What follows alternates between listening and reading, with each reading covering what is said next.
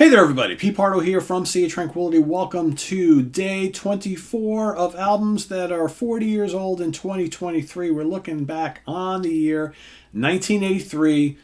We've got 28 days in February. We've picked out together, both you and I, our 28 favorite albums. Each and every day we're giving another one of our favorites that are celebrating their 40th anniversaries, 40th birthdays here in 2023, going back to 1983, as this album is as well, the 11th studio album from this band from New York City. This album came out September 22nd, 1983. Recorded at Right Track Recording and the Record Plant and Atlantic Studios and the Hit Factory, all in New York City. They just went from one to the other to the other to the other.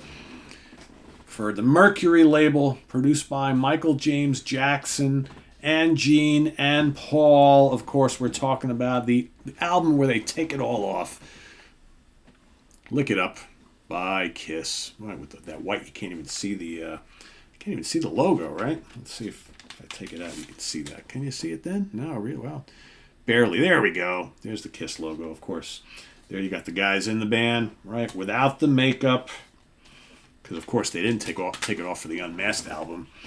That was just a ruse. It wasn't until Lick It Up, which is the follow-up to the very, very solid Creatures of the Night. Here we got Vinnie Vincent, full member of the band at this point, on lead guitar. Eric Carr on drums, of course.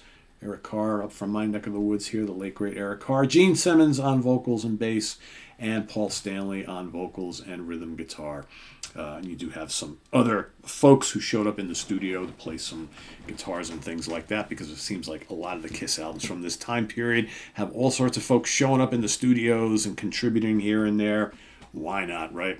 Anyway, this is actually of the 80s Kiss albums, along with Creatures of the Night, one of my favorites. I think this is a really, really solid record that holds up really well today. It's pretty much a full-on heavy album.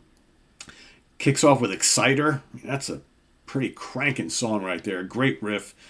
Not to be confused with Exciter by Judas Priest, which is, a great song, right? Exciter, really good song. You got the Not for the Innocent, which has a snarling vocal by Gene Simmons.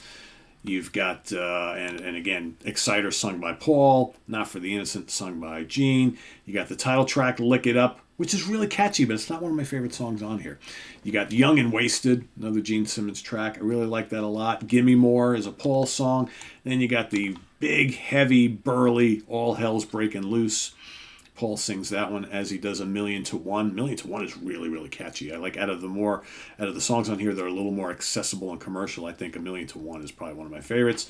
You got Gene's Fits Like a Glove. You got Gene's Dance All Over Your Face. I'm not big on that one too much. And then On the Eighth Day is another Gene song. He's actually very, very prominent on this album, which I think when Gene is really on, and he's got a lot of really good solid songs and he's hitting the mark vocally, I really like Gene's songs quite a bit. On the Eighth Day is a really cool song, and that's co-written by Vinnie Vincent as well. So, I think this is a really good, heavy rockin' but still accessible Kiss album. Unfortunately, things with Vinnie Vincent wouldn't last too long, right? I think from a lead guitar standpoint, he's an exceptional player.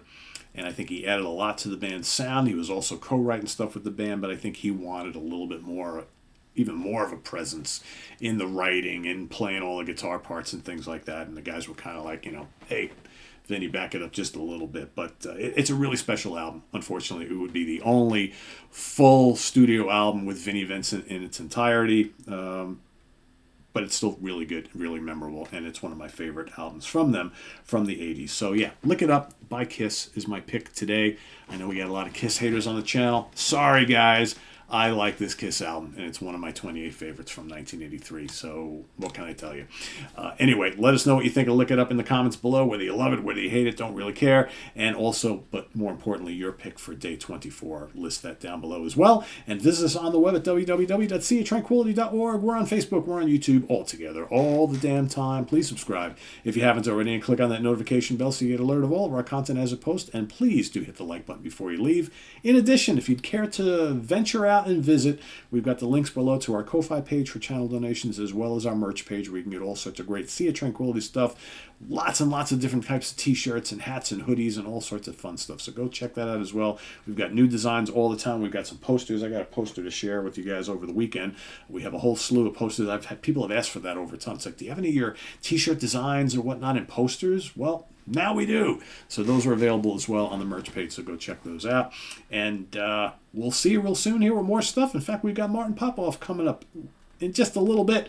He and I are going to walk on over into the fun house and bring some entertainment to you just a little bit. So don't touch that dial. Till then, I am Pete Pardo. Also stay tuned for the UK Connection this weekend, as well as ranking the albums coming up on Sunday. Till then, I am Pete Pardo. Have a good one, everybody. See you real soon. Bye-bye.